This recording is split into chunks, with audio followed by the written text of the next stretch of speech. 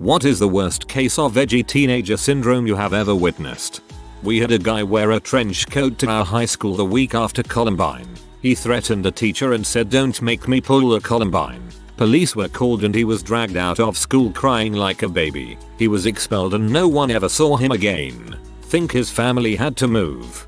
I knew a guy that wore his trench coat the day after Columbine. He was pretty much snatched up instantly. I think that was his third year of wearing it every day, but suddenly he was a threat. All the goth kids were under tight scrutiny from that point forward, and he certainly didn't threaten anyone. It was just the trench coat. Dated a guy that wore a vampire cape and a spiked dog collar to school. My parents called him Fluffy to tease me, and then the nickname stuck. Fluffy, dang, your parents were good.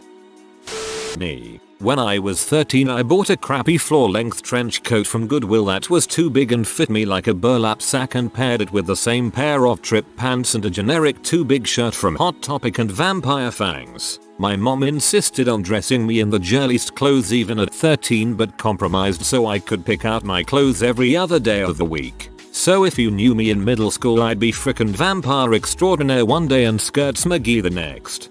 I used to go to school with a girl that did pretty much the same thing as this, and used to have such a crush on her. I'll never forget one of my friends calling her a lady in the streets, and also a freak in the streets. When I was in grade 7 my two best friends were in grade 9. They were artsy. That being said, they weren't allowed to wear makeup because their mom said they weren't allowed. Each morning we would meet in the girls' room and do our makeup.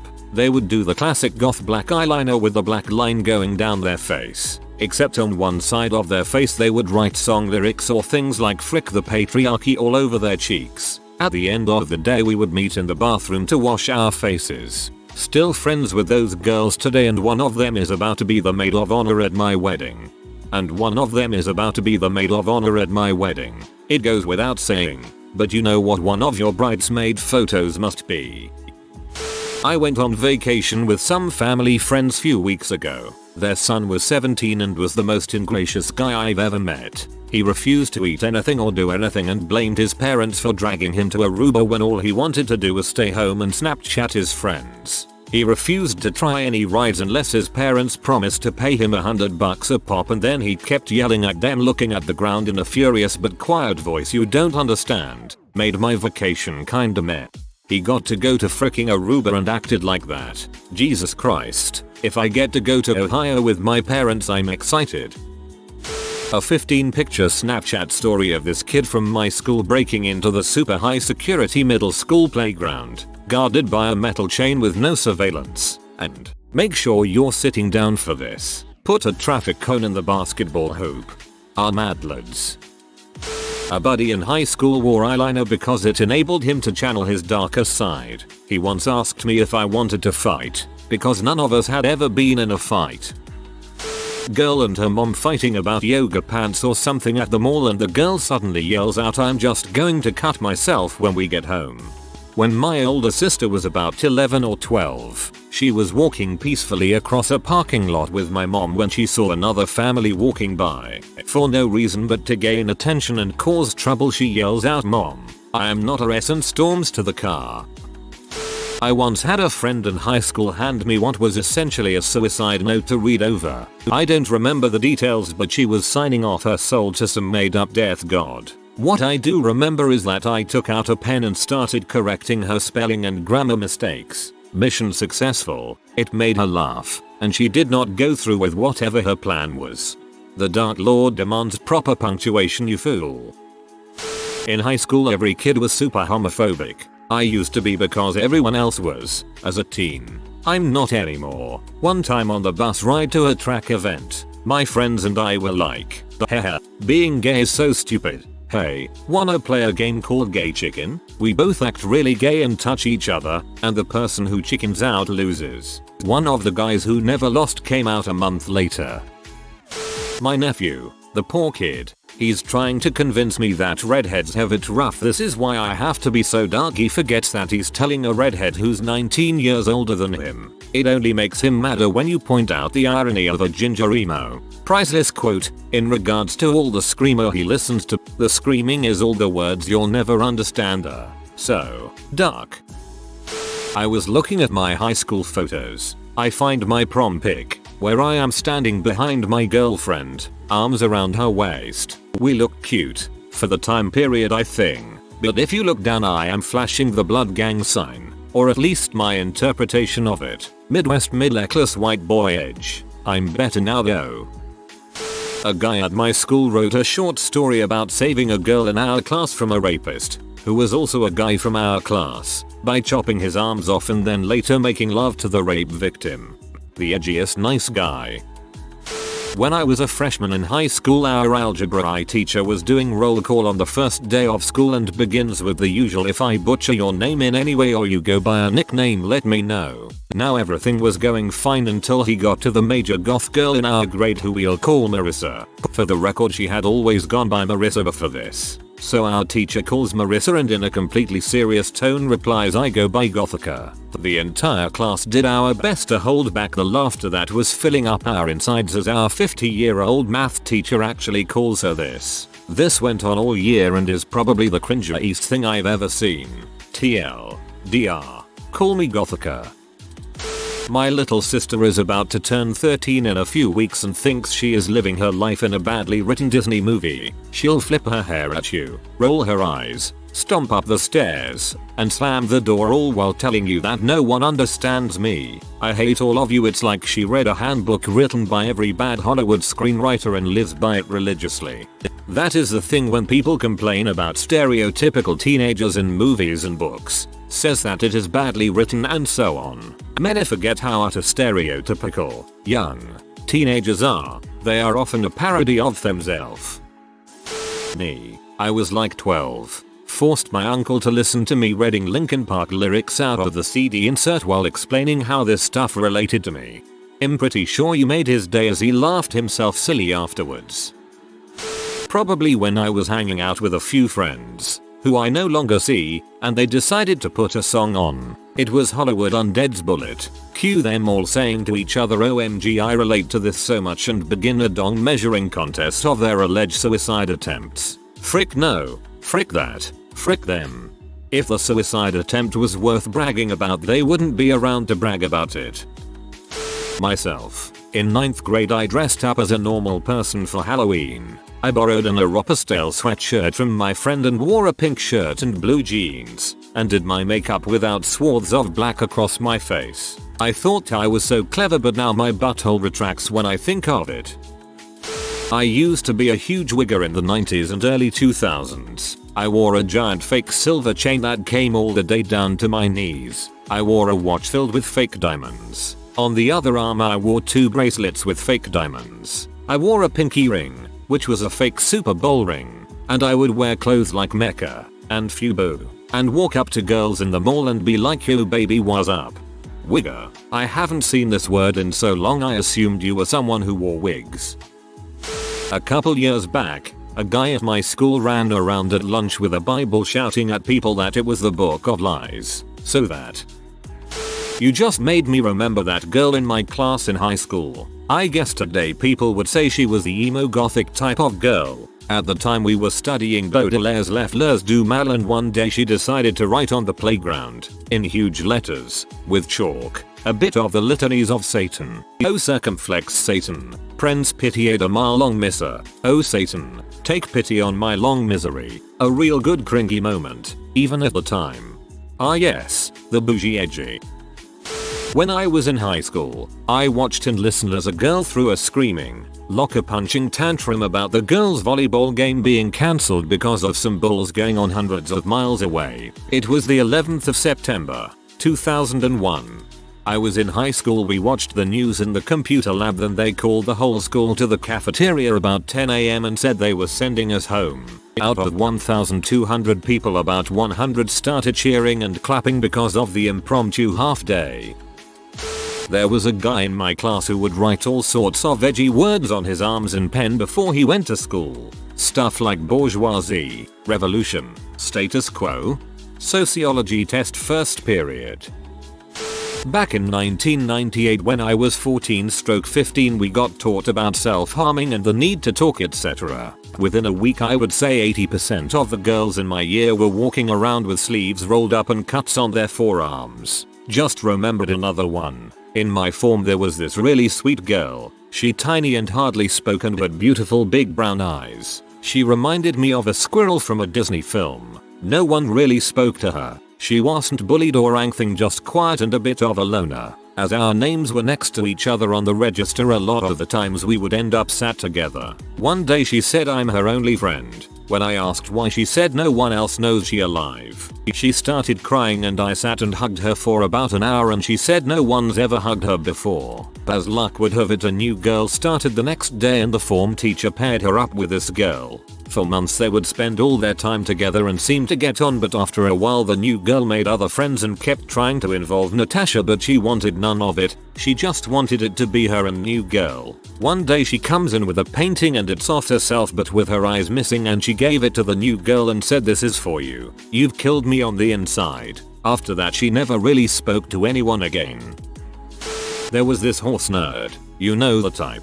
At least that's how she was in middle school. She took it to weird extremes though. She'd prance around, pretending to be a horse, snorting at people. Some of the slower kids would join in and she'd make sure they all knew she was the leader horse. Later, in high school, she got way worse. Like, it was bad. She'd moved on from being just a horse nerd to pretending she was a wolf. Again, you know the type. But she'd buy those wolf and foxtail butt plugs and wear them at all times. Not the tails you see people wearing around the waist, the butt plugs. She'd wear her pants or skirts way too low and let them flop out the top by her ass crack and crawl around on the floor, growling at people. She was very heavy, which made the whole thing even more tough to look at. The girl had issues. It didn't help that the entire school treated her the way you'd expect a bunch of 16-year-old kids to treat an obese teenage girl crawling on the floor with a butt plug up her butt. I won't say her full name, but it rhymed perfectly with flabby queefer, and that's precisely what everyone called her.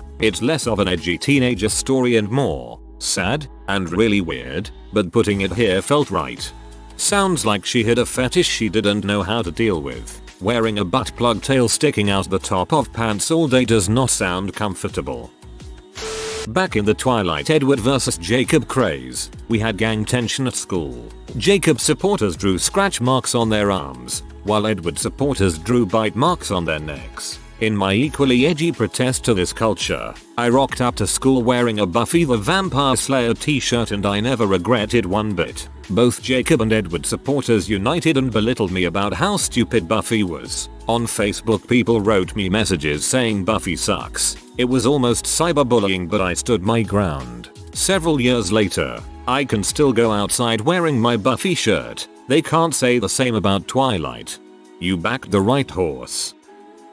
Me in 8th grade. I wish I was joking. This was around 2006-ish. So edgy kids were basically just called emos back then. I liked Green Day and Linkin Park, but I hated My Chemical Romance because they were posers. I didn't have an allowance because I was a lazy crap that never did any work around the house, so I just kept the money my parents gave me for school lunches and just spent it on goth clothes and my World of Warcraft subscription. My main was an undead shadow priest, of course. I even owned a legitimate gothic Lolita dress and would wear it regularly to school. Petticoats and Mary Janes and everything. I laid the eyeliner on so thick that kids would yell raccoon at me in the hallway. I showed people my self-harm scars, and would make a great point of reading violent sexual manga in class because I wanted people to see how much of an edgelord I was. I started wearing a pentacle necklace and told the other kids I was a witch and could curse people. Some people actually believed me, and I got in trouble for telling people I had a hit list. The teachers were on high alert with me at all times and would dish out detentions if I breathed the wrong direction.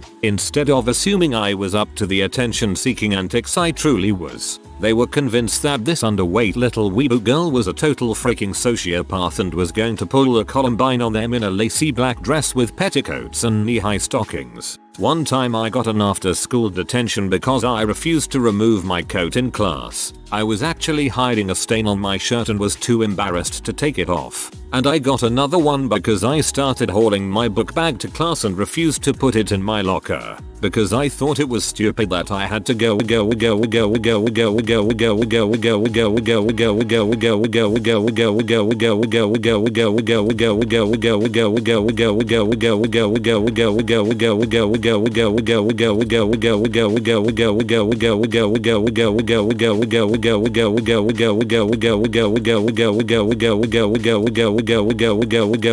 I also wore a tablespoon around my neck, which pissed off my mom because it was a nice measuring spoon. Drew pictures of people disintegrating other people with laser eyes, told people I was bipolar, and pretended that I was this prominent drug lord with mafia connections or something when I hadn't so much as smoked weed in my life. I also dressed up as Alex from A Clockwork Orange when I was 14. I'm surprised I actually had friends during that time. In the 8th grade superlatives I was voted most unique individual and there's a picture of me looking edgy as frick in the yearbook. My kid, she can outgrow the hair dyeing, wearing black, emo thing just anytime now. I play along, since resisting it only makes it 10x harder to change it. I want to go to Hot Topic, sure, I'll take you. Want to get ice cream after? So edgy, dressed in black with a waffle cone. Everyone else is here saying you're a good parent, and I'm just thinking be sure to take pictures. You are a good parent though. We had a guy in our class that was one of those extreme logic type of guys that tried to emulate Mr. Spock from Star Trek. We actually called him that. He pretended to have no feelings whatsoever and that anything that wasn't logical to him made no sense or wasn't important. He was that kid that would say that he didn't want or need friends because friendship was just chemicals in the brain. Same crap with basically any other emotion such as love. Basically he would throw off these stupid frickier logic comments at inappropriate times. The worst was when the father of a kid in our class died and while we were trying to comfort him he basically shouted at him for crying since according to his logic, dead is dead and there's nothing you can do about it, so it made him angry to see the kid grieving because of the death of his father. But if he was angry at the kid for being sad, anger is an emotion. Finally, an as credit I can contribute to. At my high school we were required to complete a senior project before graduation. It could be pretty much anything we wanted, but the parameters were that it needed to be no longer than 7 minutes. One girl decided to put on a mini play. She also, for some reason, decided that said play needed to be 45 minutes long instead of 7. So she put on an entire play about a gypsy who lost his hand in a fire and replaced it with a metal claw, yet could somehow play the violin just fine. Naturally, he was cast out from society and had to fight his arch nemesis who had stolen his daughter, or goddaughter or something. I don't really know. I had a 103-degree fever, so it was all a horrid fever dream to me. The whole play was about how nobody understood this gypsy, and he had the repeated line, "It's gypsy," which to my knowledge means absolutely nothing and seems like a weird attempt at starting the world's worst catchphrase. She was also baffled when I explained why gypsy culture probably isn't what she thinks it is, and that maybe she was thinking about bohemians. The worst part? I had to watch it again the next day. All 45 instant Freddy Krueger hand-filled minutes. Forget it, Jack. It's gypsy. Myself. I tried hard to be a cocky Tumblr special snowflake before I knew what those were. I was raised Catholic, but I lost the faith growing up. However, I thought being atheist agnostic was too easy, so instead, I made my own religion. Exocubism, as in to think out of the box. I was a pretentious butthole to my family about it and they rightfully thought I was freaking bonkers. Upvote just for exocubism, ahahaha. It's not the worst case and it wasn't me, but watching my daughter go through her punk emo phase, I'd have to say that was my absolute favorite part of her childhood. Seeing her rockin' my old Doc Martens and leather biker jacket, her fabulous mane of hair dyed black and purple, introducing her to great music and books and seeing her find new music and books on her own and sharing them with me, her fledgling attempts at writing and drawing, her developing her own opinions and voicing them, seeing her huge heart all bare and her undying passion for the underdog. She almost bankrupted me with her need for black eyeliner, and almost totally shattered my heart with her tears, but god it was glorious to watch her find herself in those years. Around here there are kids that go around town on modified 125cc mopeds. They like to gather at night and do stunts and taunt cops. We have those. My area is rather wealthy, so they usually have them decked out in all sorts of flashy rubbish. We call them the hairdryer mafia. Around 2005 my brother got into the whole emo scene listening to MCR and The Used. He eventually upgraded to harder stuff, specifically Slipknot. I remember the first day he got his new Slipknot CD. He sat at our dining room table with his CD player and headphones at full blast while violently headbanging. He got mad at me for laughing my butt off. My mate's little brother thinks it's cool to hang around guys who have been released from UV. He dresses like a maggot, think Shaft but an Australian version, and disrespects his mum. This is a kid who only a few years ago would be happy to hang around us and play video games on weekends. Now he hangs at train stations and at the local Nando's with losers. I miss the kid he used to be. Mine's actually pretty sad. In 8th grade there was a kid in my school, let's call him Jack, who didn't have too many friends. Jack was one of those kids who was really goofy and actually pretty nice, but deemed a nerd by the more popular cool social societies in my high school. Jack's defense mechanism was to be really loud and extreme, which could be a little awkward, but no one ever paid him any mind. Well, one day Jack mustered up the courage to ask out Jamie, a popular girl in the cool circle, and she shot him down, and of course it was the talk of the grade. Jack, being Jack, was talking to his group of friends about it and went on a whole "I should come back and shoot everyone" rant to his friends. Now, knowing Jack, myself and a few others dismiss this as his over-the-top defense mechanism. Kid wouldn't ever hurt a fly. Well, someone else who overheard his little rant at lunch promptly told the school officials. Police mobbed the school, arrested Jack in front of the student body. Counseling sessions were offered for students, the news got involved, the whole 9 yards. All of Jack's friends tried to stand up for him, explaining it was just his over-the-top personality and he in no way, shape or form meant it, but it didn't matter. The next time I saw Jack was years later. He was expelled from our school and parents moved him about an hour away. I could tell the situation really affected him. He wasn't a happy guy anymore, was very quiet and untrusting of social situations. Me. When I bought that floor-length black leather trench coat, I was so mysterious and misunderstood, and oh god please kill me, it's too embarrassing. Went to school with a guy who wore a black leather trench coat. In Australia, where we have school in summer, at 40°/105 degrees. Luckily we had uniforms 9 out of 10 days or he'd have died of heat stroke eventually. One girl was totally normal for years in my school. Like, she was quiet, very smart, likable, had a close group of friends, etc. Year 9, about 14 YO, she starts to act funny. We had science together and she started to have a lot of time off. Beforehand, she was never off, and when she was in for only mornings or afternoons, never the full day. Then one day I'm sitting next to her, she tries to pull up her sleeve in a way to grab attention and she had red marks on her wrist, but they weren't cuts or scars, they were the lines of a red ballpoint. She had drawn red pen lines to try and make it look like self-harm scars. I never said anything. She then started to be a bee to her friends and never came back to school. Last we heard she was best friends with another girl who cut for attention and had to be moved to a different school for troubled kids because of her behavior. I think there was something seriously wrong with her mentally and I feel sorry, but it was so odd at the time no one cared.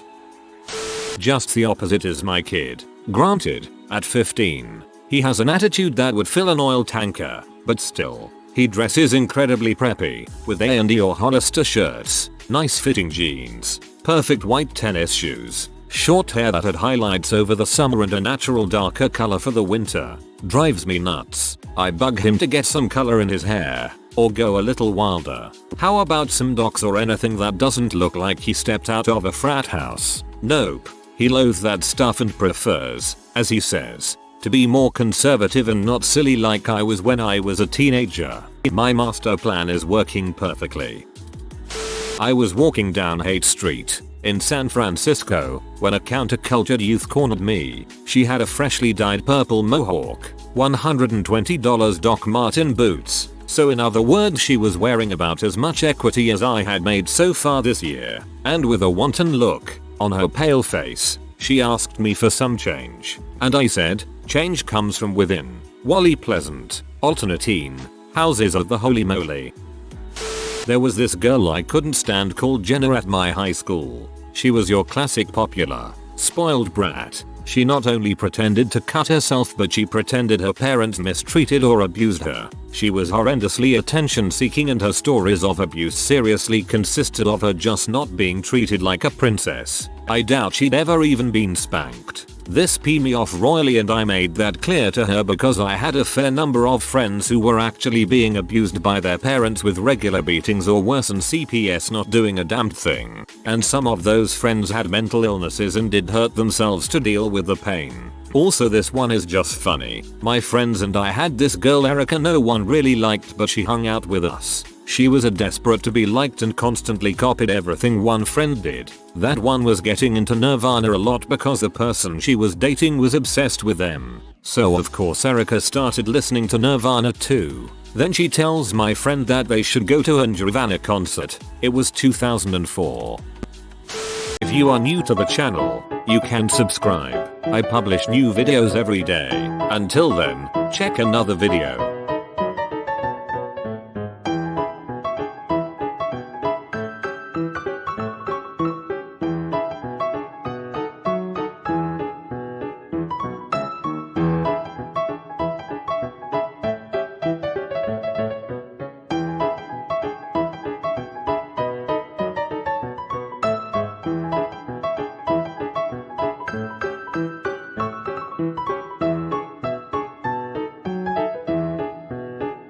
Bye for now.